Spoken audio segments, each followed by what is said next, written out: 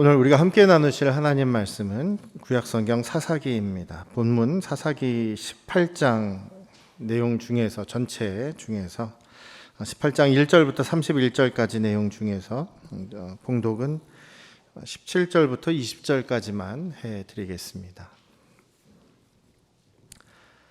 그 땅을 정탐하러 갔던 5사람이 그리로 들어가서 새긴 신상과 에봇과 드라빔과 부어 만든 신상을 가져갈 때에 그 제사장은 무기를 지닌 600명과 함께 문 입구에 섰더니 그 사람이 미가의 집에 들어가서 그 새긴 신상과 에봇과 드라빔과 부어 만든 신상을 가지고 나오매 그 제사장이 그들에게 묻되 너희가 무엇을 하느냐 하니 그들이 그에게 이르되 잠잠하라 내 손을 입에 대라 우리와 함께 가서 우리의 아버지와 제사장이 되라. 내가 한 사람의 집에 제사장이 되는 것과 이스라엘의 한 지파 한 족속의 제사장이 되는 것 중에서 어느 것이 낫겠느냐 하는지라.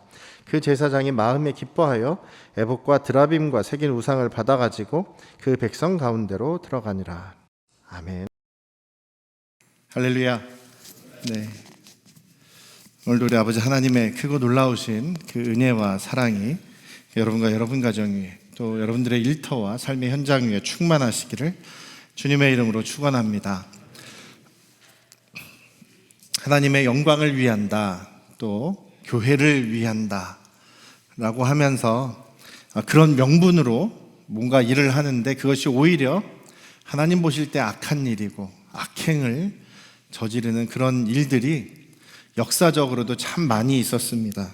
외국의 역사를 보면 세계사 시간에 우리 십자군 원정이라는 것을 배우는데요. 로마 제국이 이제 기독교 국가가 됩니다. 기독교를 이제 공인하고 기독교 국가가 되었습니다. 그러면서 이제 교회가 카톨릭 교회이긴 합니다만 교회가 힘이 세집니다. 입김도 세집니다. 그리고 그 당시에 이제 기사들이 많았는데 기사들의 또 충성과 또 기사들이 놀고 있으니까 전쟁이 없으니까 놀고 있으니까 뭔가 일을 주기 위해서 십자군 원정이라는 것을 보냅니다. 어디로 보내냐면 이스라엘로 보내는 겁니다. 그 가나안 땅으로 보내는 겁니다. 예루살렘이 그 당시에 예루살렘과 그 이스라엘 지역이 그 아랍 사람들, 그 페르시아 이후에 그 이슬람을 섬기는 이슬람 교도들에 의해서 차지가 되고 있지 않습니까? 그래서 그 땅을 해방시켜야 된다. 그 땅을 기독교 국가로 다시 만들고 유대인들을 다시 나라를 만들게 해야 된다. 이런 취지로 시작을 했어요. 그런데 처음에만 좀 성공을 합니다만 그런 과정 속에서 여러 번 원정을 하는데 수많은 악행들을 거기서 저지릅니다. 민간인들, 죄 없는 사람들을 막 학살하기도 하고 그 지역을 약탈하기도 하고 오히려 유대인들을 도와주기 위해서 갔다라고 했다가 오히려 유대인들을 더 막 죽이고 이런 일들이 벌어지고 또 나중에는 그게 타락해서 그 전쟁을 떠난다고 십자군 원정 가겠습니다. 출발을 했는데 가다가 얼마 안 가다가 돌아서 가지고 오히려 그 작은 마을 이런 데를 그 습격을 한 거예요. 그래서 거기서 막 약탈을 하고 그리고 사람들 막 죽이고 어린 사람 노예들 여자들을 노예로 잡아다가 팔아버리고 막 이런 악행들이 있었어요. 그래서 그것이 아주 기독교 역사에 있어서 아주 악행, 죄악된 하나님의 이름으로 시작해가지고 완전히 그 악을 저지른 그런 일들이 있었습니다. 우리나라 역사에도 그런 비슷한 일들이 있었어요. 비슷한 일들이 꽤 있었는데 서북청년단이라는 이야기를 들어보신 적이 있습니까? 1946년에 그러니까 우리나라의 이제 정부가 시작되기 전에 미국이 이제 우리나라를 통치하고 있을 때 북쪽에서 내려오신 분들이에요. 북쪽에서 내려오신 분들인데 서북쪽, 이게 북한에서 북서쪽에 해당되는 그쪽, 평안도, 함경도 그쪽인가요? 그쪽에서 신앙생활 하던 분들이 이제 공산주의가 거기를 차지하고 있지 않습니까? 그래서 막 공산주의가 민간인들을 죽이고 막 여러 가지 그런 정권을 차지하는 그런 과정에서 도망쳐서 남쪽에 내려온 거예요. 그러니까 이분들은 공산주의가 아주 그냥 치가 떨리게 미운 겁니다.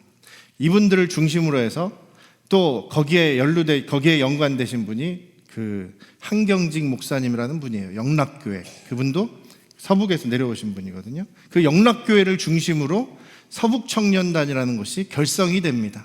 이것은 한경직 목사님이 살아계실 때에 신문에 인터뷰한 내용을 제가 확인한 거거든요. 서북청년단을 만들었어요. 이 서북청년단이 무슨 일을 했냐면 그 좌익이라고 불리는 사람들, 그다음에 공산주의자들하고 불리는 사람들을 잡아내가지고 무차별로 죽인 사람들입니다. 제주도에 4.3 사건이라는 것이 있었죠. 4.3 요즘에는 이제 그것이 이제 항쟁 혹은 그때는 4.3 이게 학살이나 마찬가지입니다. 공산주의자들이 거기 제주도에 숨어 있다라는 소식을 접한 사람들이 군대가 그리고 이 서북청년단들이 그 제주도에 들어가서 공산주의자들을 색출해낸다고 하면서 민간인들까지 수많은 민간인들을 죽인 거예요. 제대로 확인도 하지 않고 다 죽였어요. 수만 명이 죽였다는 거예요. 지금도 역사적인 기록에 서북청년단들이 찬송가를 부르면서 죽창으로 민간인들을, 어린아이들, 여자들을, 힘없는 사람들을 죽였다라는 기사가 지금도 증언이 되고 있습니다. 지금도 정부에서는 그것을, 정부 차원에서는 사과를 했어요. 그런 피해자들한테. 그런데 서북청년단이 영락교회를 중심으로 했던 그 기독교 청년들은 여전히 지금도 살아있는지 어쩐지 모르겠지만 한마디 얘기가 없습니다. 기독교인들이 하나님의 이름으로 저 나쁜 공산주의자들을 무찌른다라고 하면서 아무런 영향이 없는, 아무런 상관이 없는 사람들, 그런 죽이는 그런 악행을 우리나라 역사에서도, 우리나라 기독교 역사에서도 그것을 저질렀다는 것입니다. 기독교 이름으로 제가 기독교인입니다라고 하면서 유명세도 타고 인기도 얻었던 그 옛날 가수 유승준이라고 있죠. 옛날에 TV 나올 때 제가 자주 보면서 걱정을 제가 좀 많이 했었어요. TV 나올 때마다 자기의 장래의 희망은 목사다. 그래서 자기는 군대 꼭 갈 거다. 그러면서 자기 매니저랑 자기 동생들 데려다 놓고 막 예배 드리는 것이 TV 방송에 막 그대로 나오고 그랬거든요. 그러더니 군대 간다고 해놓고서는 그 미국 시민권을 신청해 버리고 그 다음에 어떻게 보면 미국으로 도주한 것처럼 돼버렸죠. 그러고 나서 이거 유승준 때문에 기독교가 욕을 많이 먹겠구나라는 걱정을 했었는데 아니나 다를까 그 이후로 많은 그런 기독교가 욕을 먹는, 같이 저희들이 욕을 먹는 그런 상황이 되었습니다. 물론 우리 기독교 역사에서 우리가 정말 하나님을 위한다, 하나님께 영광 돌린다라고 말은 하면서도 그것이 정말 하나님께 영광이 안 되는 그런 악행을 저지른 일들이 많았다라는 것을 우리가 좀 이해는 하셔야 될 것이다 라는 것입니다. 그래서 세상 사람들이 기독교인들을 좀 미워하고 불신하는 그런 내면에는 우리 기독교인들이 정말로 잘못한 일들이 있었기 때문이다라는 것이죠. 그런 분들 만나면 여러분 싸우지 말고요, 막 싸우지 말고 우리가 그런 거는 잘못했다 이렇게 인정하시는 것이 더 우리에게 덕이 되는 일이다라고 저는 그렇게 믿습니다. 왜 이런 얘기를 시작하냐면 오늘 얘기가 그런 얘기라는 겁니다. 하나님을 섬긴다, 하나님께 영광이 된다, 하나님을 위해서 한다라고 하면서 사실은 실제로는 그렇지 않은 일들이 이 사사기 역사에서 많았다는 얘기죠.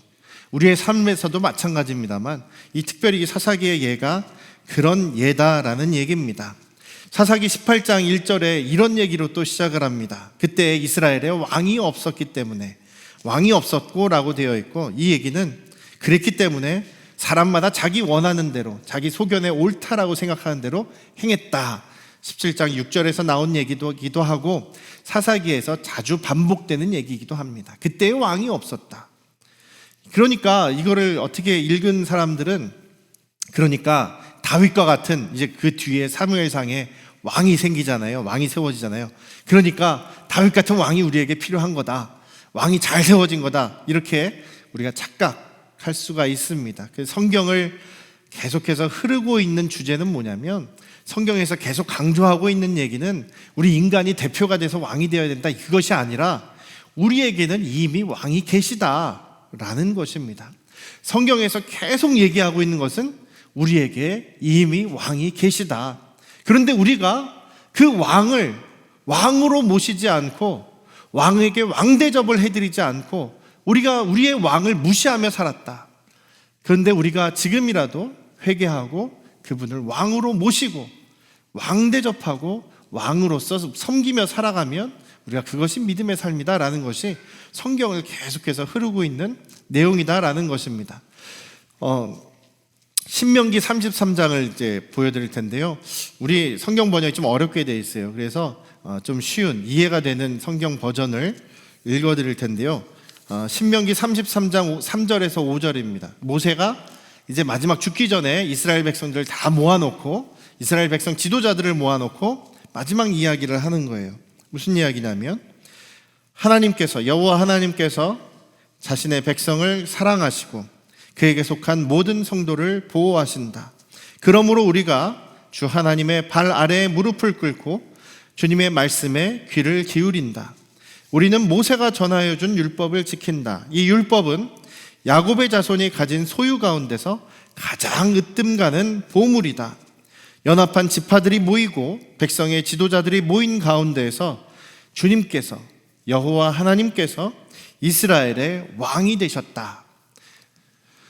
모세가 마지막 이제 설교를 하면서 거기에 있는 사람들 앞에 하나님, 여호와 하나님이 우리의 왕이시다라는 것을 다시 한번 선포를 합니다. 그랬더니 그 모든 이스라엘 백성들과 지도자들이 예, 하나님은 왕이십니다. 그리고 하나님이 주신 율법은, 하나님의 법은 정말 우리에게 있어서 가장 귀한 보물입니다. 우리가 그것을 섬기고 지키겠습니다. 그렇게 이야기를 합니다. 여기 보면 뭐라고요? 하나님이 이스라엘의 왕이시다, 왕이 되셨다라고 분명하게 이야기를 하고 있습니다. 그런데 이스라엘 백성들에게 있어서 지금 이 사사기 초기의 시기부터 벌써 왕이 안 계시다, 하나님이 보이지 않는다고 해서, 눈에 보이지 않는 분이라고 해서 지금 하나님이 자신들의 왕이 안 되시는 겁니다. 그리고 지난주에도 말씀드렸지만 눈에 보이는 거를 찾아가는 거죠. 눈에 보이는 신상을 만들어 놓고 이것이 하나님이다. 눈에 보이지 않는 하나님은 전혀 자기들이 이해가 되지도 않고 또 이해할 수도 없기 때문에 자기들이 이해 가능한 것, 그리고 자기들이 뭔가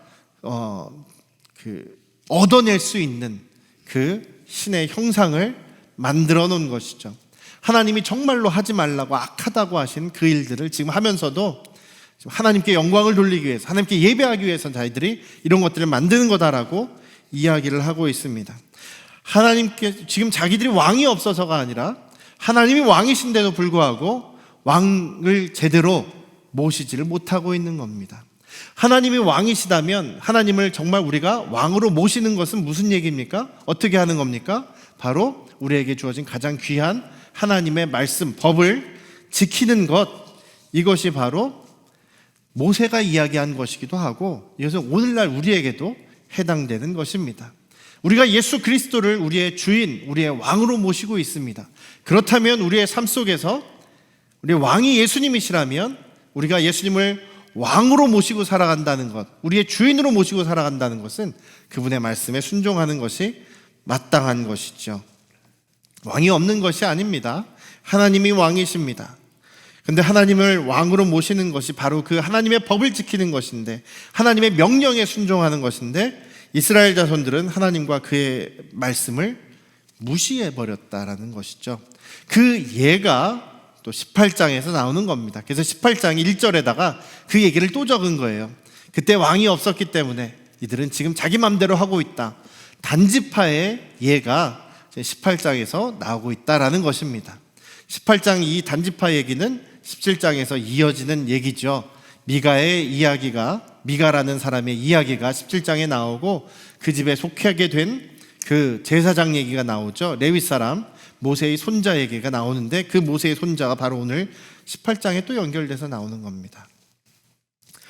지도를 한번 보여주시면 오늘 단지파가 자기들이 살고 있는 곳이 너무나 좁대요. 원래 여호수아 19장에 보면 단지파에게 주어진 땅, 그러니까 그 지파의 사람 숫자대로 사람 숫자를 이제 감안해서 하나님께서 그 땅을 정해 주십니다. 그래서 저 단지파가 원래 하나님께서 차지하라고 정해 주신 땅은 저 욥바라는 곳, 나중에 그 베드로가 욥바에서 그 고넬료를 만나지 않습니까? 그런 배경이 되는 아주 옛날부터 있었던 도시 욥바를 비롯해서 그 지역을 중심으로 해서 에브라임 지파 옆에 그리고 유다 지파 위쪽에 그래도 단지파에게 충분한 그런 지역입니다. 그 지역을 할당을 받았습니다. 그런데 여러분 사사기 1장을 보시면은요, 나중에 한번 집에서 보세요. 사사기 1장 34절에 보시면 뭐라고 기록되어 있냐면, 아모리 족속이 단 자손을 산지로 몰아넣었다. 아모리 족속, 그러니까 가나안 토착 그 이방 민족이죠. 아모리 족속이 단 자손을 산지로 몰아넣고 골짜기 평지로 나오지 못하게 했다. 그리고 그 아모리 족속이 결심하고 헤레스산과 아얄론과 사알빔에 거주하였다. 그래서 요셉의 자손, 저 에브라임 지파죠, 단지파 옆에 있는 에브라임 자손들이 힘이 강성해져서 아모리 족속을 굴복시키고 아모리 족속을 자기들의 종으로 만들고 아모리 족속이 눌러 앉아 살기로 했던 그 지역을 이제 에브라임 지파가 차지한 거예요. 그러니까 단지파는 자기들의 땅을 차지하지도 못하고 원래 차지해야 되는 그 지역 넓이를 차지하지도 못하고 쪼그라들어 있어요. 쪼그라들어 있는 상황이 지금 이 상황인데, 이들이 그래서 생각해낸 게 뭐냐면 18장에서 우리가 좀 더 우리에게 좋은 땅, 더 우리가 살기에 좋은 지역을 찾아보자. 지금 우리 자기들은 산지에서 지금 쫓겨가지고 거기에서 힘들게 살아가고 있다는 거죠.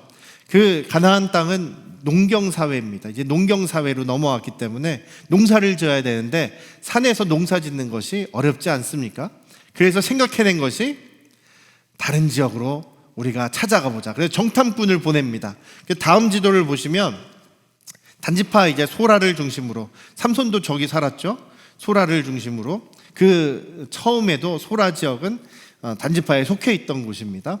거기에서 선발대를 보냈는데요, 미가의 집을 거쳐서 미가의 집에서 하룻밤을 머물고 그 다음에 정탐한 곳이 저 북쪽에 라이스라고 하는 곳입니다. 빨간색으로 보이죠? 라이스라고 하는, 나중에 이름을 자기들이 차지하고 그 이름을 단이라고 바꾸는데, 라이스라는 곳으로 정탐을 하게 됩니다.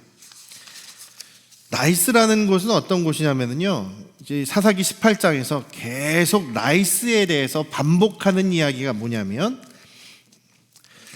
한 3-4번 정도 반복이 되는데요, 거기는 평화로운 백성들이다. 그들은 평온하고 안전하게 사는 사람들이다. 부족한 것이 없는 사람들이고 부를 누리는 사람들이다. 평화로운 백성들이다.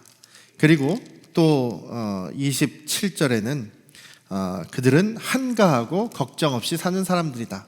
이렇게 성경에서 기록을 하고 있어요. 라이스 사람들이. 그럼 무슨 얘기냐면, 라이스 사람들은 이방 사람이긴 합니다. 이방 사람이긴 하는데, 이방 사람인데도 블레셋이나 아몰이나 뭐 그런 암몬 자손이나 이런 사람들처럼 그 전쟁을 막 즐겨하는 그런 사람들이 아니었다는 거예요. 이스라엘을 공격하는 사람들도 아니었다는 거예요. 굉장히 평화롭게 살았던 순박하고 착한, 이 고대 사회에서는 드물게 순박하게 착하게 굉장히 행복하게 자기들끼리 잘 사는 사람들이었다라는 이야기입니다. 그것을 강조하는 이유는 뭐냐면, 지금 이 단지파가 지금 엄한 사람들을, 지금 건드리지 말아야 되는 사람들을 건드렸다라는 얘기입니다.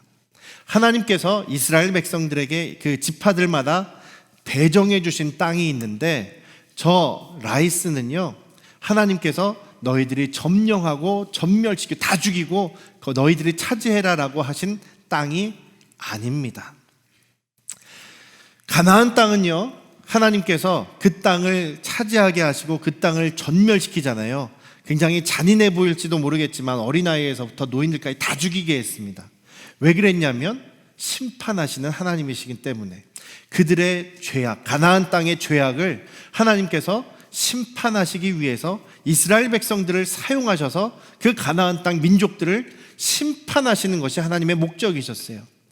그래서 우리가요, 때때로 하나님께서는 소돔과 고모라를 심판하실 때는 하늘에서 불덩이가 떨어져서, 유황불이 떨어져서 순식간에 다 멸망해버리지 않습니까? 거기에도, 소돔과 고모라에도 수많은 아이들이 있었고 또 노인들이 있었고 여성들이 있었단 말이죠. 그 수많은 사람들이 한꺼번에 다 죽습니다. 그리고 노아의 홍수 때 하나님께서 홍수로 심판을 하십니다. 또 수많은 어린이들, 노인들 다 있었지 않습니까? 다 죽었어요. 그런데 하나님께서 불이나 물로 심판하실 때는 하나님 잔인하다 이런 생각이 안 드는데, 가나안 땅을 죽일 때는 왜 하나님께서는 저 중엔 죄 없는 사람도 있을 텐데 왜 하나님께서 저렇게 잔인하게 시키실까? 라고 우리가 생각할 수 있지 않습니까? 그런데 그것은 하나님의 심판의 다른 방법이라는 것입니다. 이스라엘이 직접 자기들이 하나님의 심판을 대신 행하면서 이스라엘 백성들도 자기들도 죄를 짓고 잘못하면 이런 무서운 심판을 당하겠구나, 시청각 교육을 위해서 하나님께서 사용하신 방법이셨습니다.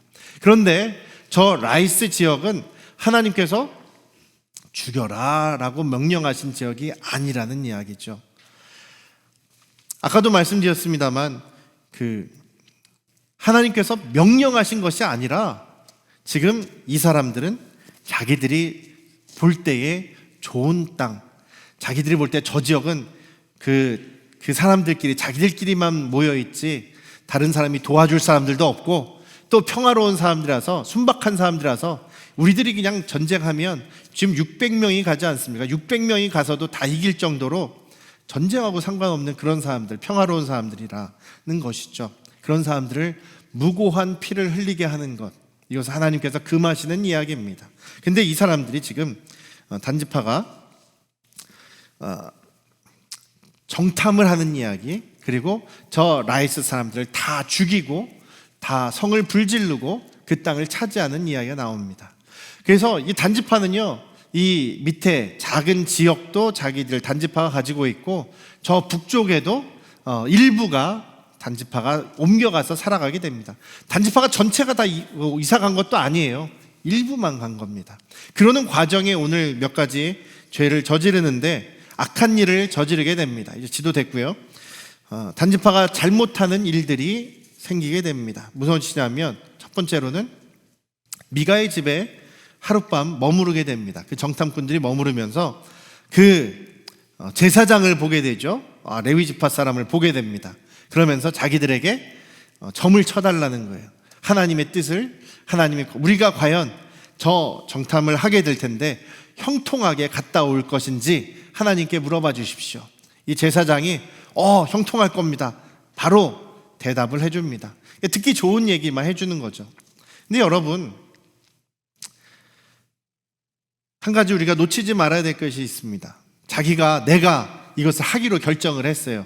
이것을 하기로 결정을 해놓고 하나님께서 이것이 성공하게 해주실까요? 아니면 실패하게 하실까요? 하나님의 뜻을 물어본다고 하는 겁니다. 그런데 지금 이 사람들은 시작이 잘못되어 있어요. 무엇이냐면 이들이 정말 하나님을 존중하는 사람, 하나님을 정말 의지하고 신뢰하는 사람, 하나님을 섬긴다라고 하는 사람들이라면 지금 다른 데를 정찰하고 그리고 자기보다 약한 사람들을 쳐서 죽이는 것이 아니라 뭘 해야 되냐면 하나님께서 애초에 명령하시고 자기들에게, 단지파에게 차지하라고 주신 땅이 있지 않습니까? 지금 아모리 사람들이 차지하고 있는 그 땅을 하나님께 기도해서 그 땅을 저희가 차지할 수 있도록 하나님 역사해 주십시오라고 기도해야 되는 것 아닙니까? 하나님, 지금 우리가 힘이 없어서 하나님이 명령하신 대로 제가 행하지 못하고 있습니다.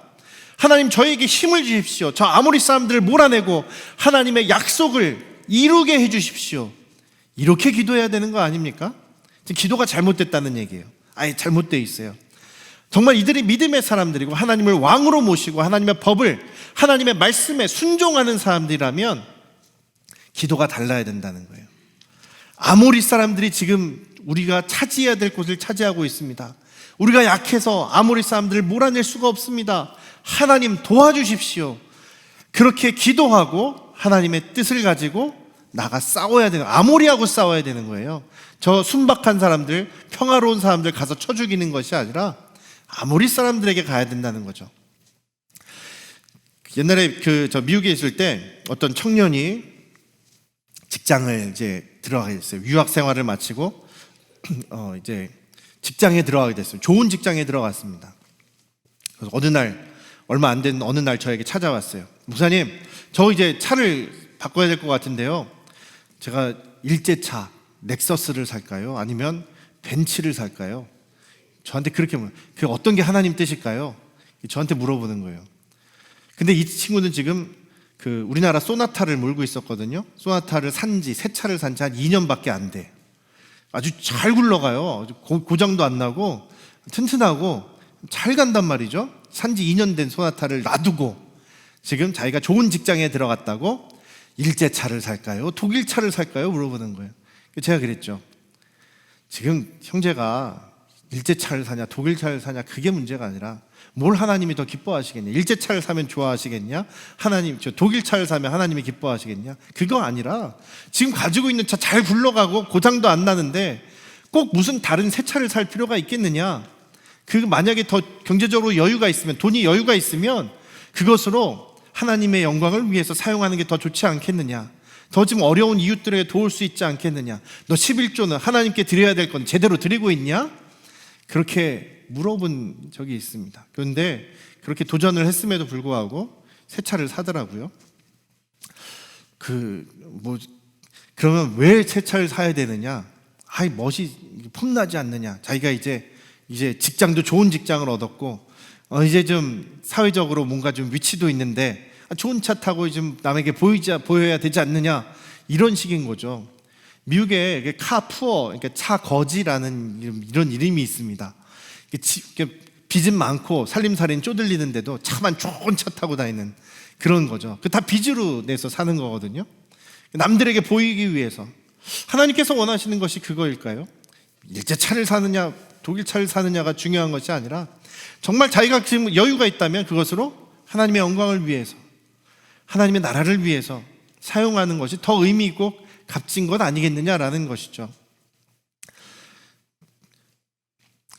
현대차가 좋거든요. 우리 전명희 장로님이 현대차를 팔아서 그런 게 아니라 우리나라 차도 좋습니다. 고장 안 나고 튼튼하면 최고 아니겠습니까? 여러분들, 우리 안양 성도교회 가족들은요, 돈 많이 버시고 여유가 있다고 해도 제발 외제차는 사지 말아주십시오.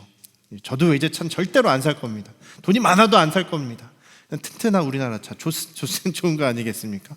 남는 여유가 있으면 오히려 하나님의 나라와 영광을 위해 사용해야 되는 것이죠. 지금 단지파는요, 하나님께서 명령하신 것을 다 잊어버리고 있어요. 하나님이 애초에 자기들에게 명령하신 것은 다 잊어버리고 자기들이 하고 싶은 대로 자기들의 눈에 쉬워 보이는 것, 그것이 하나님의 뜻인 것처럼 하면서 지금 무고한 사람들을 죽이는 일에 힘을 다하고 있다라는 것입니다. 그리고 지금 자기들을 하룻밤 재워주고 또 600명이 나가서 전쟁하러 갈 때도 미가의 집에 또 머무르게 됩니다. 미가라는 그런 동네 부자니까요. 이 사람이 그래도 마음이 좋았던 것 같아요. 600명까지 재워줬단 말이죠. 그런데 은혜를 원수로 갚습니다.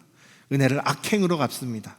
물론 이거 당연히 신상이나 자기 집에 그 신상을 만들고 또 신당을 만들고 우상을 만들고 그게 하나님인 것처럼 해서 섬기는 것도 자체가 나쁜 것이지만 자기들을 재워주고 자기들을 먹여준 그 선을 베푼 그 가정을 완전히 다 뺏어가는 거죠. 그 신당을 다 통째로 옮겨버립니다.